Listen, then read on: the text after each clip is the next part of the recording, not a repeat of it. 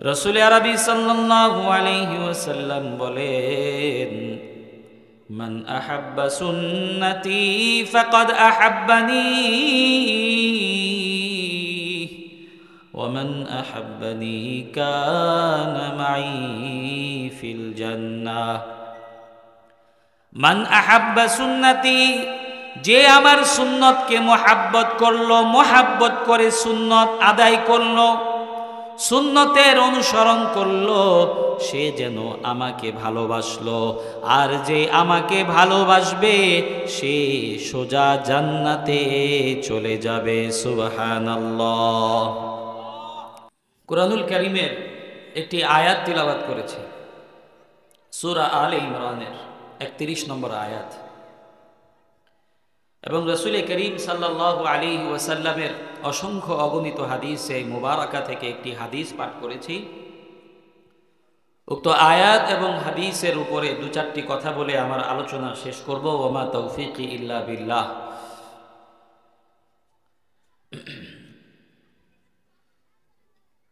আল্লাহ রাব্বুল আলামিন এই পৃথিবীতে মানব জাতিকে সৃষ্টি করেছেন।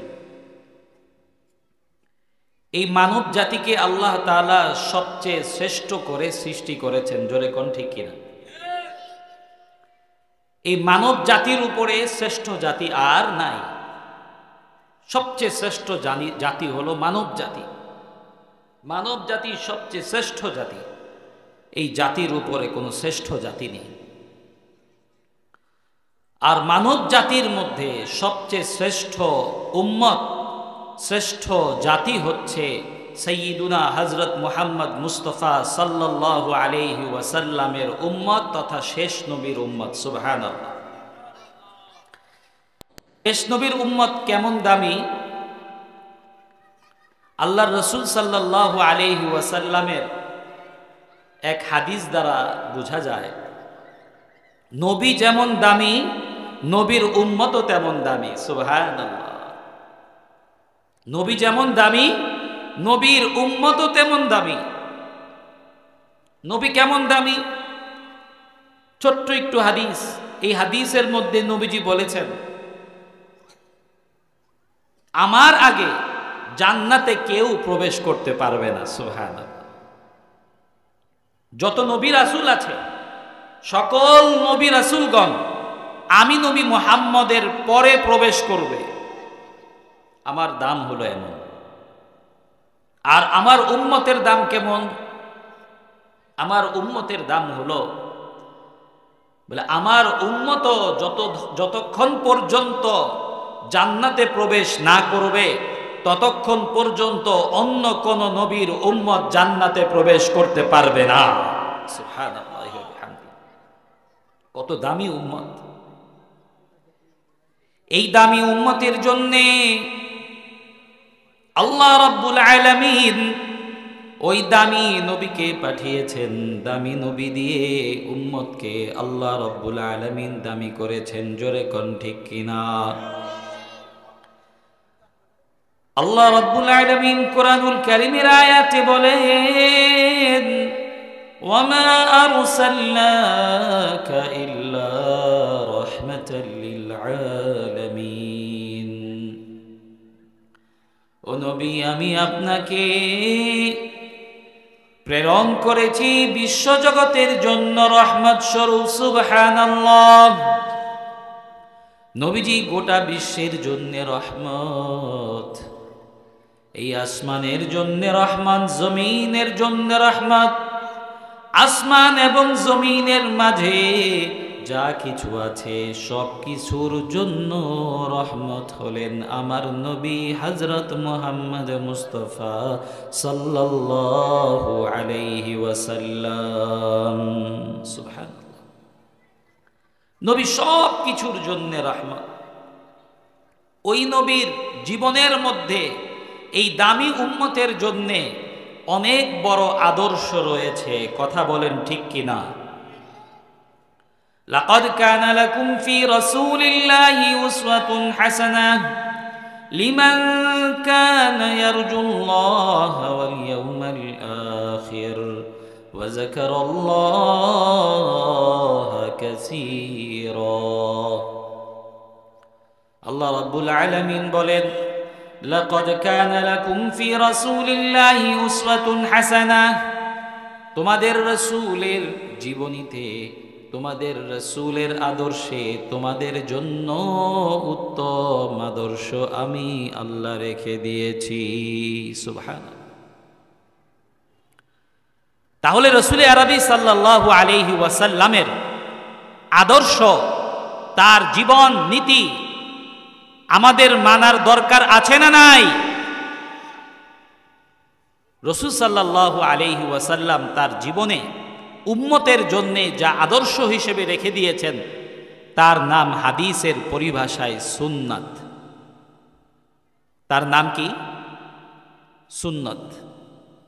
রাসূল সাল্লাল্লাহু আলাইহি ওয়াসাল্লাম তার জীবনে যেই পথ ও মত অনুসরণ করেছেন এবং উম্মতের জন্য বাতলিয়ে গিয়েছেন যে তোমরা এই পথে চলো, এই মতের উপরে তোমরা চলো, ওটাকে তোমরা আঁকড়ে ধরো, ওই জিনিসটাই হলো সুন্নাত, শরীয়তের পরিভাষায় সুন্নাত। আল্লাহর হাবিব সাল্লাল্লাহু আলাইহি ওয়াসাল্লামের সুন্নতের অনেক দাম। প্যারে হাবিব সাল্লাল্লাহু আলাইহি ওয়াসাল্লামের সুন্নতের অনেক দাম। নবীজি বলেন মান তামাসসাকা বিসুন্নতি ইনদা ফাসাদি উম্মতি ফালাহু আজরু মিয়াতি শহীদ।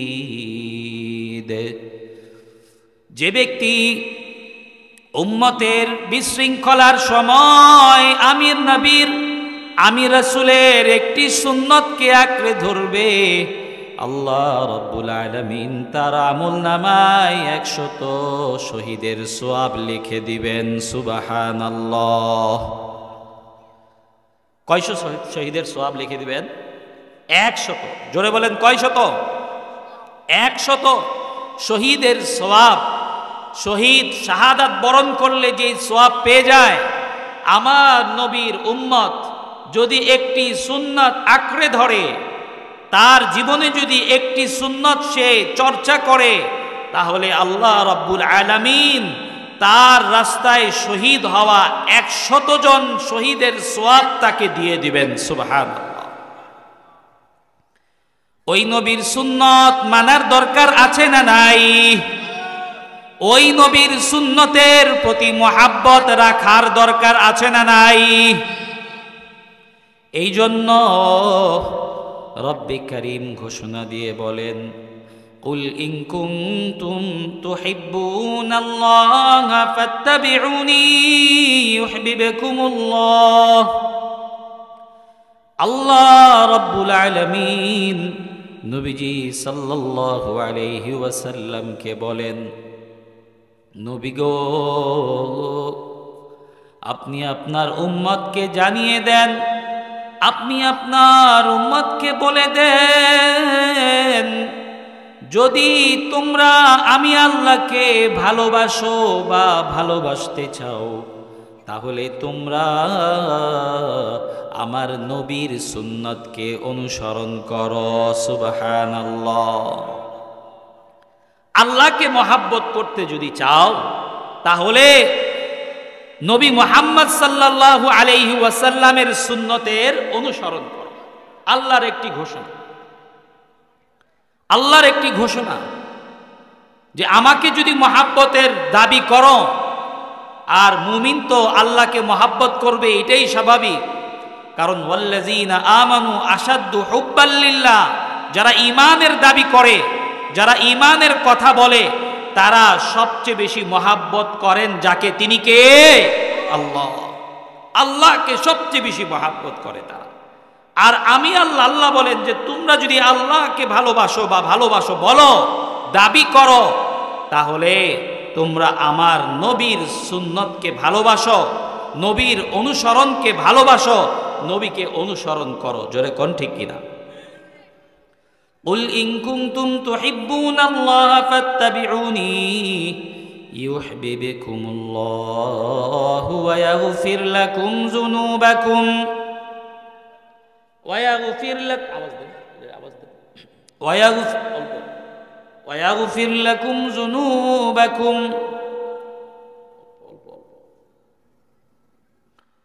তাহলে আল্লাহ রাব্বুল আলামিন এটাই বললেন যে ভালোবাসতে যদি চাও তাহলে রাসূল আরবি সাল্লাল্লাহু আলাইহি ওয়াসাল্লামকে অনুসরণ করে চলো। যদি নবী মুহাম্মদ সাল্লাল্লাহু আলাইহি ওয়াসাল্লামকে অনুসরণ করতে পারো তাহলে আমি আল্লাহ তোমাদেরকে নিজে ভালোবাসবো। সুবহানাল্লাহ। ইউহিব্বুকুমুল্লাহ ওয়া ইয়াগফির লাকুম যুনুবাকুম, এবং তোমাদের গুনাহগুলোকেও আমি আল্লাহ মাফ করে দিব। সুবহানাল্লাহ। তাহলে বলেন ওই নবীর সুন্নতের অনুসরণ দরকার আছে না নাই? রাসূল আরবি সাল্লাল্লাহু আলাইহি ওয়াসাল্লাম বলেন, মান আহাব্বা সুন্নতি ফাকাদ আহাব্বানি ওয়া মান আহাব্বানি কানা মাই ফিল জান্নাহ। মান আহাব্বা সুন্নতি, যে আমার সুন্নতকে মোহাব্বত করলো, মোহাব্বত করে সুন্নত আদায় করলো, সুন্নতের অনুসরণ করলো, সে যেন আমাকে ভালোবাসলো। আর যে আমাকে ভালোবাসবে সে সোজা জান্নাতে চলে যাবে। সুবহানাল্লাহ। যে রাসূল সাল্লাল্লাহু আলাইহি ওয়াসাল্লামের সুন্নতকে ভালোবাসবে, সুন্নত অনুসরণ করে চলবে, তাকে যিনি জান্নাত দিবেন তিনি কে? আল্লাহ। আল্লাহ তাকে জান্নাত দিবেন। এই জন্য আল্লাহ রাব্বুল আলামিন কোন আয়াতে রাসূল সাল্লাল্লাহু আলাইহি ওয়াসাল্লামের সুন্নতকে অপরিহার্য করেছেন, অত্যাবশ্যক করেছেন। আল্লাহ বলেছেন যে রাসূল সাল্লাল্লাহু আলাইহি ওয়াসাল্লামের ভালোবাসা, মোহাব্বত এতটাই তোমাদের ভেতরে থাকা উচিত, দুনিয়ার সব কিছুর চাইতেও যাতে ওই মোহাব্বত এবং ভালোবাসা বেশি হয়। সুবহানাল্লাহ। রাসূলের মোহাব্বতটা আমাদের ভেতরে এমনভাবে গভীরভাবে থাকা উচিত। এই জন্য রাসূল করিম সাল্লাল্লাহু আলাইহি ওয়াসাল্লামের প্রতি মোহাব্বত রাখা প্রতিটি মুমিন, প্রতিটি মুসলমানের জন্য অপরিহার্য। প্রতিটি মুমিন, প্রতিটি মুসলমানের জন্য অপরিহার্য। সেই মহাব্বত এবং ভালোবাসার প্রমাণ তখনই হবে যখন আমি রাসূল সাল্লাল্লাহু আলাইহি ওয়াসাল্লামকে অনুসরণ করে চলব। আমার মাথা থেকে নিয়ে পা পর্যন্ত গোটা বডির মধ্যে রাসূল সাল্লাল্লাহু আলাইহি ওয়াসাল্লামের আদর্শকে যখন আমি বাস্তবায়ন করব, তখন বোঝা যাবে যে আমি নবীজি সাল্লাল্লাহু আলাইহি ওয়াসাল্লামকে ভালোবাসি এবং রাসূল সাল্লাল্লাহু আলাইহি ওয়াসাল্লামের মহাব্বতের দাবিদার। কথা বলেন ঠিক কি না? রাসূল সাল্লাল্লাহু আলাইহি ওয়াসাল্লামকে ভালোবাসছেন যারা, মহাব্বত যারা করেছেন, নিজের জীবনে যারা তার সুন্নতের চর্চা করেছেন, এর মধ্যে সবচেয়ে প্রথম সারির হলেন সাহাবায়ে কেরাম রাদিয়াল্লাহু তাআলা আনহুম আজমাইন। সাহাবায়ে কেরাম রাদিয়াল্লাহু তাআলা আনহুম আজমাইন নবীজি সাল্লাল্লাহু আলাইহি ওয়াসাল্লামকে মনে প্রাণে অনেক ভালোবাসা দেখিয়েছে, অনেক ভালোবেসেছে। ওই সময়কার যারা কাফির মুশরিক ছিল, কাফির মুশরিকদের মধ্যে কেউ কেউ সাহাবায়ে কেরাম রাদিয়াল্লাহু তাআলা আনহুম আজমাইনের ভালোবাসা দেখে আপ্লুত হয়ে গিয়েছিলেন, বিমোহিত হয়ে গিয়েছিলেন। ওই সাহাবায়ে কেরামের ভালোবাসা দেখতে গিয়েছিলেন হুদাইবিয়ার সন্ধির সময়। উরওয়া বিন মাসউদ আস-সাকাফি, যিনি পরবর্তীতে মুসলমান হয়েছিলেন, সেই উরওয়া বিন মাসউদ আস-সাকাফি সাহাবায়ে কেরামের ভালোবাসাকে এমন সুন্দরভাবে তুলে ধরেছেন ইতিহাসের কিতাবের মধ্যে পাওয়া যায়, হাদিসের কিতাবগুলোর মধ্যেও পাওয়া যায়।